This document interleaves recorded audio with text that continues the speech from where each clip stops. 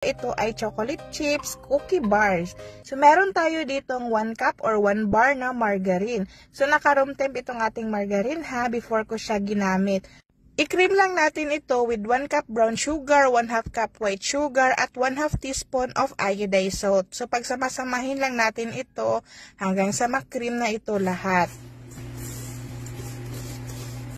At kapag ganito na ang kanyang consistency, ay mag-add tayo dito ng 2 pirasong itlog na large. So, 1 at a time lang yung paglagay ko dito sa ating 2 pirasong itlog. So, sa paglagay ng itlog, dapat sana hindi natin siya i-direct dito. Careful kayo ha, baka bulok ang inyong itlog.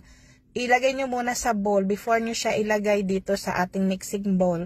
Then, nag-add ako dito ng 1 teaspoon of vanilla, tapos i-mix lang natin ito.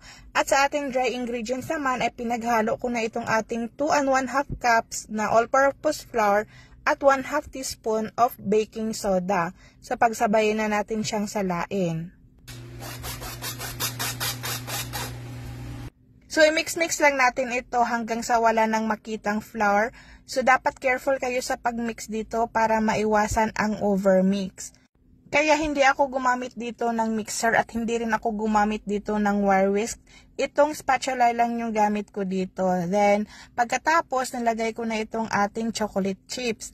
So, tips lang ha para hindi ma-melt agad inyong chocolate chips. Dapat naka-chilled itong ating chocolate chips para buo pa rin siya. Hindi siya mag-melt agad. So, parang gumawa lang kayo dito ng cookies na chocolate chips cookies. Same method pa rin ito. Same mixture. Kaya lang, binake lang natin ito ngayon sa baking pan. Kaya nagiging cookie bar ito. Pero kung gusto nyo siyang ibilog-bilog, so pwede nyo siyang magawa. Mahimo na ni siyang cookies. Akong pasabot. Kalisod ni. Unya, kung maghimo mo cookies, syempre, ibutang sa nato siya sa ref before nato siya i-bake. So, baliktaan niya ito ang gihimo. So, naka-bake ni siya nasa 30 to 35 minutes. Same sa binake ko kahapon. Yung video natin kahapon kung nanood kayo. Cashew nuts blondie yung kasama dito sa pag-bake ko. Nasa 30 to 35 minutes din yung baking time. So, hayan, ito na, luto na yung ating cookie bar. So, i-cut na natin into cubes. So again, pwede nyo siyang gawing cookies at i-roll mo na siya bago natin siya ilagay sa chiller. Then after mang ilang minuto, ilagay na siya sa oven. So ito na ang ating finished product. So diba? So ang bigay ko dito is 150 pesos, 12 pieces. Naka-bite size lang po ito. Tapos yung ating liner is 1 ounce. At yung ating box naman is 7 by 5 inches ang kanyang sukat. Then, nagpo-promo ako para sa ating mga reseller. So, buy 10 boxes, get 2 boxes. So, 12 lahat. So, 1,500 lang po yung aking bigay.